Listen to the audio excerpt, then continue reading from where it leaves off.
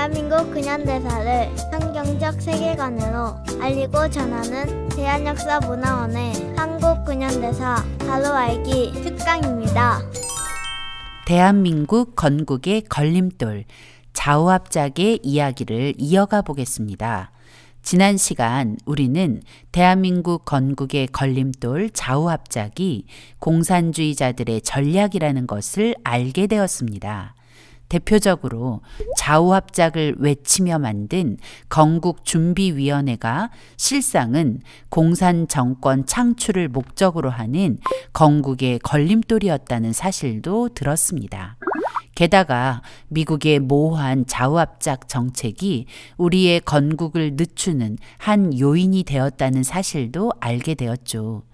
오늘은 좌우합작으로 무산될 뻔한 대한민국 건국의 위기 순간들을 살펴보도록 하겠습니다. 해방 후 혼란에 빠진 한반도의 독립 문제가 드디어 국제회의에서 논의되었습니다. 그 회의가 바로 모스크바 3상 회의입니다.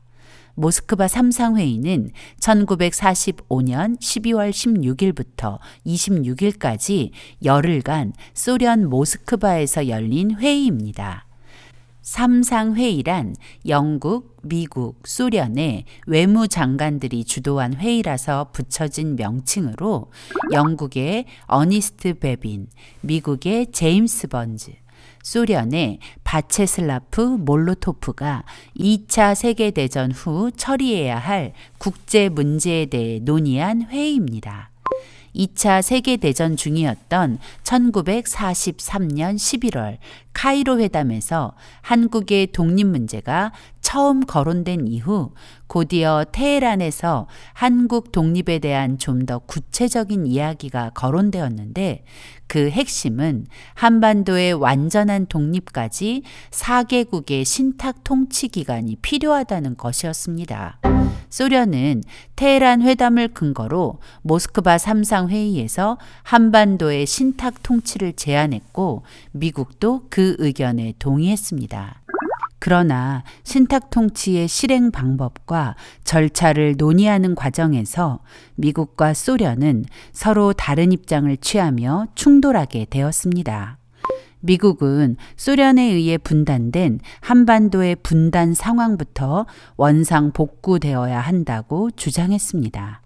현재 둘로 갈라진 한반도의 행정을 하나로 통일한 후 네 나라가 5년에서 10년 동안 신탁 통치를 하면서 한반도의 완전한 독립을 추진하자는 것이었죠.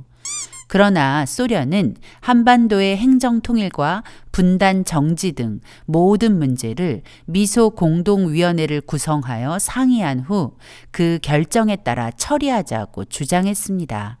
소련의 주장대로라면 미소 공동위원회에서 미국과 소련이 합의하지 못하면 한반도의 분단 상태는 계속되는 것이었습니다.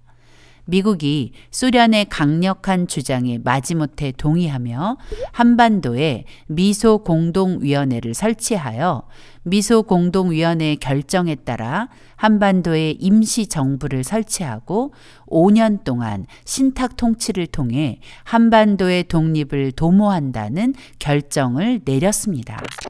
신탁 통치 소식이 한반도에 들려오자 이승만 박사와 김구 선생을 비롯한 우익 진영은 신탁 통치를 강력히 반대했습니다. 더구나 임시정부를 구성하는 문제에서 좌우합작 임시정부를 구성한다는 것은 도저히 받아들일 수 없는 일이었죠. 모스크바 3상 회의를 통해 미소 공동위원회가 결성되고 좌우합작 임시정부의 이야기가 오고 가자 이승만 박사는 좌우합작과 신탁통치 반대 운동을 펼치며 1946년 4월 15일부터 영남 지역을 시작으로 전국 유세를 시작했습니다. 많은 사람이 신탁통치 반대에 힘을 실었습니다.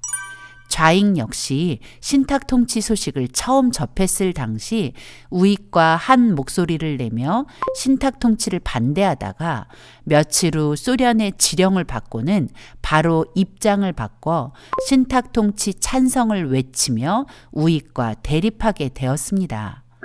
좌익 세력에게 선동된 사람들이 신탁통치 지지에 가담하면서 한반도는 혼란 그 자체였습니다.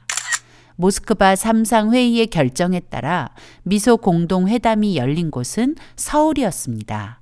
소련 측 대표단은 미소 공동회담에 참석하기 위해 서울에 왔습니다. 1946년 3월 20일 덕수궁 석조전에서 미소 공동위원회가 시작되었습니다. 이 회담의 가장 중요 쟁점은 신탁 통치를 위한 임시정부를 구성하는 문제였습니다. 소련은 우익이 신탁 통치를 반대하니 우익을 배제하고 신탁 통치를 찬성하는 좌익과 좌우합작 세력만으로 임시정부를 구성하자고 주장했습니다. 그러나 미국의 의견은 달랐죠. 아무리 우익이 신탁 통치를 반대한다고 해서 배제시킨다는 것은 말이 안 된다며 우익과 좌익이 모두 포함되는 임시정부를 구성해야 한다고 주장하며 결론을 내리지 못한 채 다음 회의로 결정이 미루어졌습니다. 미소 공동회담이 한반도 공산화를 위한 소련의 공작임을 확신한 이승만 박사는 영남 지역 유세를 마치고 호남 지역 유세를 시작하면서 6월 3일 전라북도 정읍에서 자유민주주의 수호를 위한 결단, 정읍 발언을 하게 됩니다. 이승만 박사는 남한만이라도 임시정부나 위원회를 조직하자고 호소했습니다. 또 북조선 임시인민위원회에 대응하는 과도 정부를 세워 북한 지역에서 소련군, 공산군을 몰아내고 통일 정부를 구성해야 한다고 했습니다. 이미 북한은 소련에 의해 공산화가 끝난 상황에서 좌우합작 임시정부를 만든다는 것은 남한마저 소련의 재물이 되는 것이었고 북한을 소련의 소나기에서 건져낼 기회조차 잃는 것이었기 때문에 이승만 박사는 남한도 자유민주주의 체제의 정부를 구성한 후 북한을 구원해야 한다고 말하는 것입니다.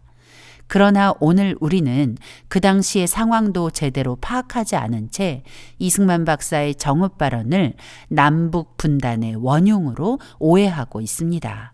분명한 것은 남북 분단의 원흉은 소련과 그 추종 세력 김일성이었다는 것이 역사가 말하는 진실입니다. 소련의 속내가 한반도 공산화였기 때문에 미소 공동회담은 애초에 결론이 날 수 없는 회담이었습니다. 미국은 더 이상 미소 공동회담이 의미 없다는 것을 깨달았고 1947년 9월 17일 한국의 독립문제 해결을 유엔에 맡기기로 했습니다. 유엔은 미국의 요청을 받아들여 1947년 9월 23일 한반도의 독립 문제를 의제로 채택하였고 소련은 기다렸다는 듯이 미소 공동위원회 결렬을 선언했고 미소 공동회담은 그렇게 막을 내렸습니다. 1947년 9월 23일 유엔의 의제로 채택된 한국의 독립 문제는 9월 28일 유엔 총회 정치위원회에서 본격적인 심의에 들어가 미국 측 결의안과 소련 측 결의안이 열띤 경합을 했습니다. 미국 측 결의안의 핵심은 한반도에서 국회의원 선거를 실시해 정부를 구성하도록 돕자는 것이었고 소련 측 결의안은 한반도 문제는 한국 사람끼리 해결하도록 하고 외국 군대, 즉 미국과 소련은 한반도 밖으로 철수하자는 것이었습니다. 언뜻 들으면 소련이 더 우리를 존중하는 듯 보이지만 소련의 이 말은 새빨간 거짓말이었습니다.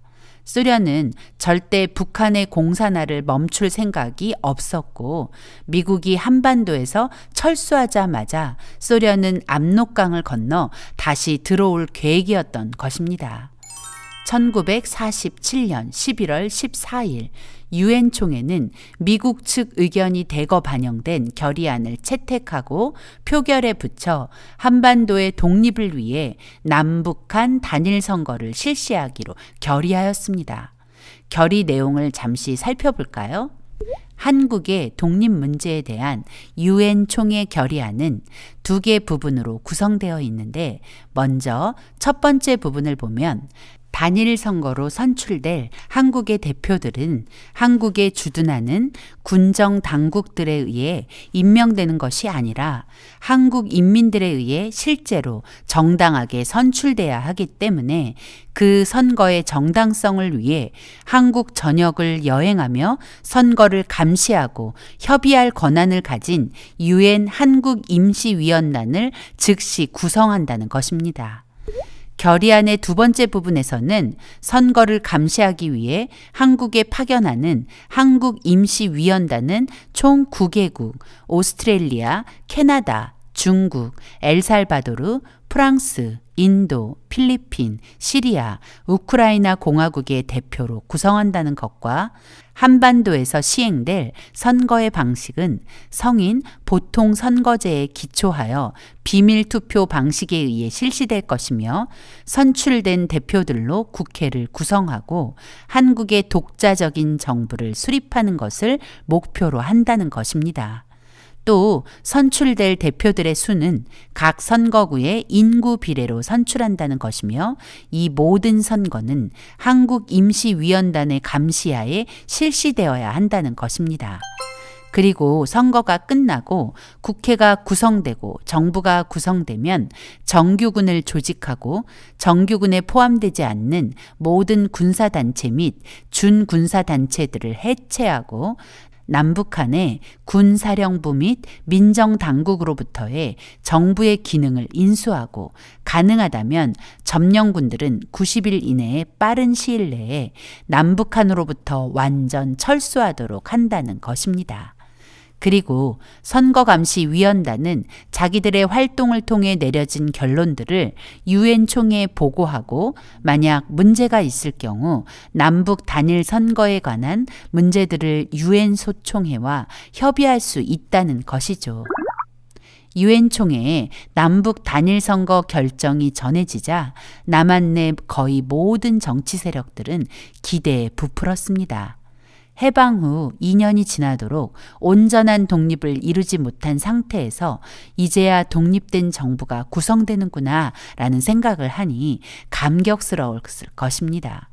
우익 진영에서는 유엔 총회의 남북 단일 선거 결의가 발표되자마자 유엔 결정 감사 및 선거 촉진 국민대회를 개최하기도 했습니다. 그러나 북한은 단일 선거 결사 반대를 외치며 유엔의 결정을 받아들일 수 없다며 반발했습니다. 그런데 남한에서도 심상치 않은 기류가 발생했습니다. 이승만 박사는 남북 단일 선거를 해서 정부를 구성하고 한반도에서 소련을 몰아내자며 유엔의 결정을 환영한 반면, 이제껏 이승만 박사와 한 목소리를 내던 김구 선생은 남북 단일 선거를 반대한다며 북한 편을 들기 시작한 것입니다. 북한과 소련의 단일 선거 보이콧 상황에서 남한만이라도 선거를 하자고 주장한 이승만 박사의 의도는, 북한은 이미 소련에 의해 공산화되었으니 남한도 선거를 통해 자유민주주의 정부를 구성해야 북한을 소련의 소나기에서 건져내 통일된 정부를 구성할 수 있다는 것을 염두에 두었기 때문입니다. 그러나 김구 선생은 북한의 상황을 제대로 파악하지 못하고 북한과 분단되는 것만을 염려했던 것이죠.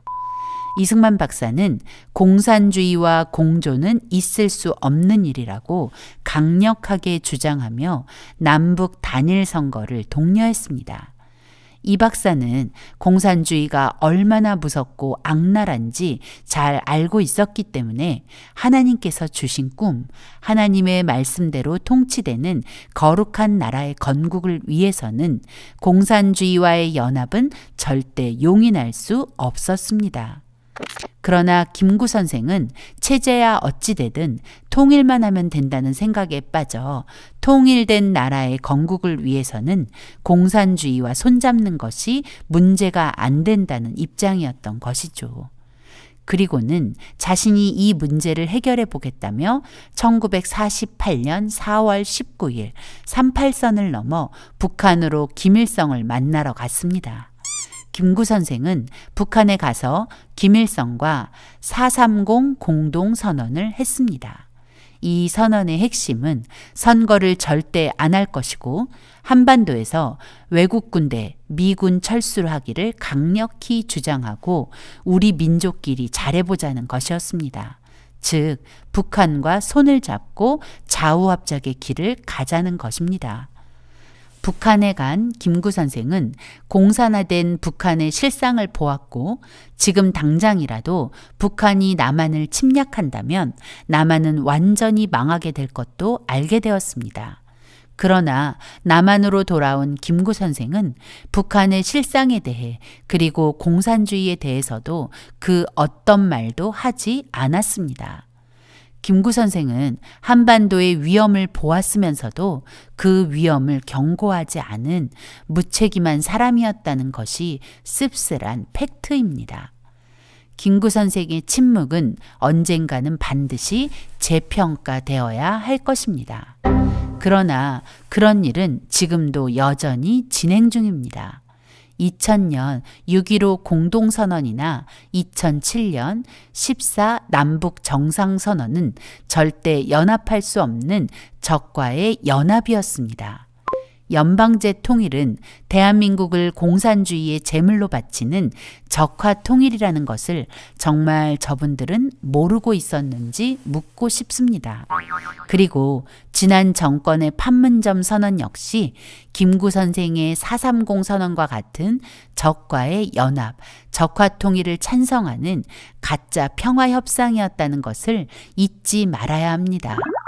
우리나라는 자칫 잘못하면 건국도 하기 전에 공산화되어 대한민국이라는 이름도 가지지 못할 뻔했습니다. 그 당시 상황으로 본다면 공산주의 나라가 되지 않은 것이 신기할 정도입니다. 이승만이라는 깨어있는 하나님의 사람이 공산주의와 연합하려는 좌우합작을 철저히 반대하며 막아선 결과 우리가 오늘 이 자유를 누리고 있다는 것에 감사해야 합니다. 대한민국 건국을 방해한 좌우합작은 그럴듯해 보이는 신기루에 불과했습니다. 그런데 지금도 좌우합작에 대한 삐뚤어진 기대감이 대한민국에 가득 차 있습니다. 우리는 과거 대한민국 건국 전 3년의 역사를 통해 절대 연합할 수 없는 적들과 연합하려는 모든 시도를 끊어내야 할 것입니다.